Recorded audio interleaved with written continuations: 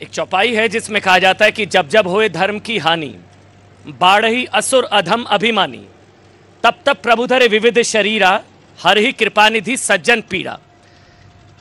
ये त्रेता युग की हम बात कर रहे हैं, जब प्रभु राम का जन्म हुआ, 14 वर्षों का वनवास और उसके बाद अयोध्या में दीपावली। लेकिन शायद ये सालों के बाद होगा कि ये अयोध्यावासी नहीं, पूरा देश साल में 2 बार दीपावली मनाएगा। 22 जनवरी फिर से दीपावली है। एक 14 वर्षों का वनवास था, एक 500 वर्षों का टेंटवास था, जिसमें प्रभु राम टेंट में रहे थे।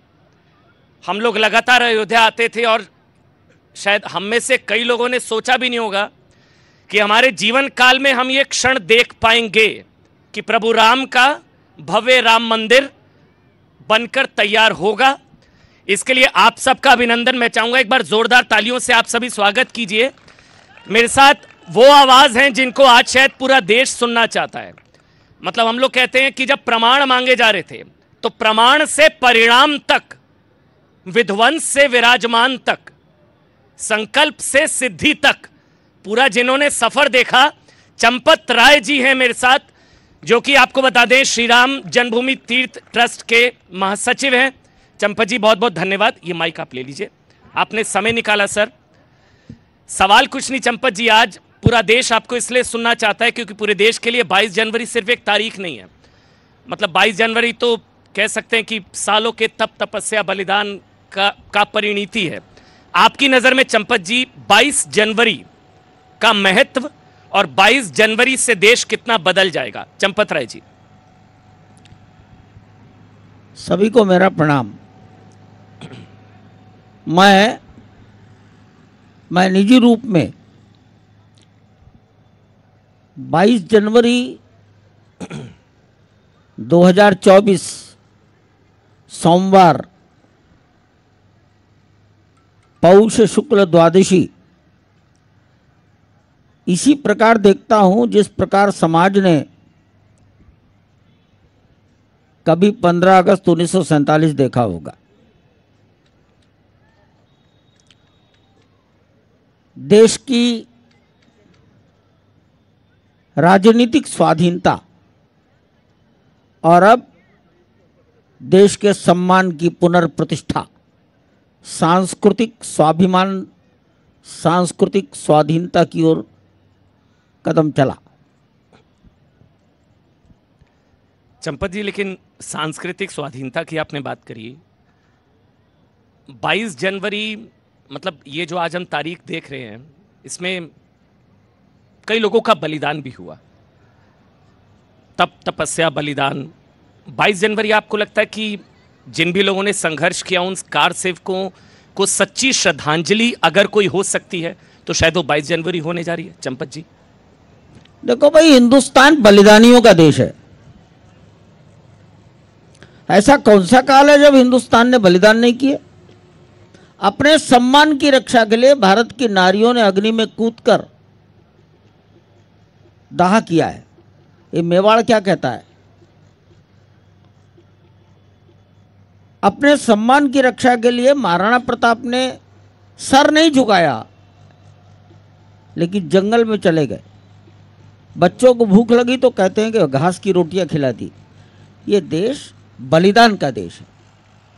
पंजाब के गुरु गोविंद सिंह, छोटे छोटे बच्चे अपने सम्मान, देश के सम्मान की रक्षा के लिए दीवार में चुन गए।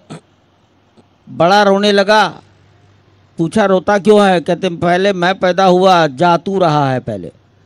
ये देश बलिदानियों का देश है और इसलिए ठीक है, राम जन्मभूमि के लिए हम उतने ही बलिदान जानते हैं जितने हमने देखे हैं 1984 के बाद, लेकिन 1528 से लेकर आज तक जो हुआ उसको कौन जानता है? उसका तो कोई नाम भी नहीं जानता। उन्होंने बलिदान काहे के लिए किया था? तो ये बलिदानियों का देश है। यहां मरने के बाद प्रतीक्षा नहीं करनी पड़ती, तत्काल। या मरना, बलिदान होना कबड्डी का खेल है। दिन भर में बच्चे 4 बार मरते और 4 बार जीते रहते हैं, कबड्डी खेलते रहते हैं, मर गया जी गया, मर गया जी गया। तो भी किसी उद्देश्य के लिए जिन्होंने अपनी आत्मोत्सर्ग किया, उनकी आत्मा को शांति तो जरूर होगी, जरूर होगी। चंपा जी, जिस बात से मैंने शुरुआत की, जितने लोगों से मैंने बात की, किसी को शायद अंदाज़ा नहीं था कि वो अपने जीवन काल में ये सब देख पाएंगे। मतलब राम मंदिर का निर्माण होना, 500 साल, 493 ईयर्स, 493 सालों का तप जो अब मिलने जा रहा है न्याय, ये उम्मीद थी आपको ये हो पाएगा, या आपको भी लग रहा था कि नहीं ये लड़ाई लंबी है, कानूनी लड़ाई है, चले जा रही है? उम्मीद थी आपको? सत्य अगर है तो वो जीतेगा, बस इतने ही तक मैं सीमित था। दूसरा विचार, 1947 के पहले जिन लोगों ने बलिदान दिए, फांसी पर झूल गए, उन्हें कौन उम्मीद दी थी कि 1947 15 अगस्त को ये होने वाला है? कर्म, बस इतना ही होना चाहिए। पत्थर पर हथौड़ा मारो, हमें नहीं मालूम कौन से हथौड़े की चोट से टूटेगा। 100 हथौड़ों की चोट से उसके तंतु ढीले पड़ते हैं, 101वें हथौड़े पर वो टूट जाता है। अगर ये मानकर चलेंगे कि हमारे जीवन में ये काम सफल होगा कि नहीं होगा, होगा कि नहीं होगा, तो लोग निराशा में झूलकर अंदर बैठ जाएंगे। कभी भी कार्य प्रारंभ किया तो जितना भगवान ने हमारे भाग्य में लिखा है उतना हम करेंगे, उसके बाद ये डोरी अगली पकड़ा देंगे।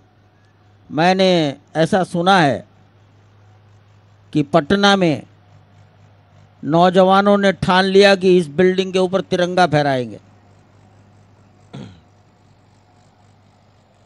चल दी टोली, एक के पीछे एक चढ़ने लगे।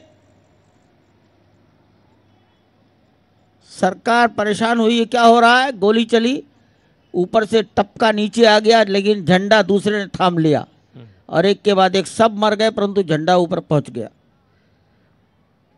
तो जो मेरे जीवन में सफल होगा कि नहीं होगा, वो कुछ नहीं करते।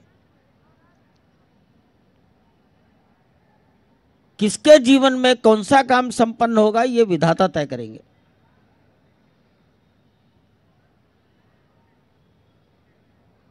गंगा से, गंगोत्री से जल चलता है, ये मैंने सब सुनी हुई बातें हैं।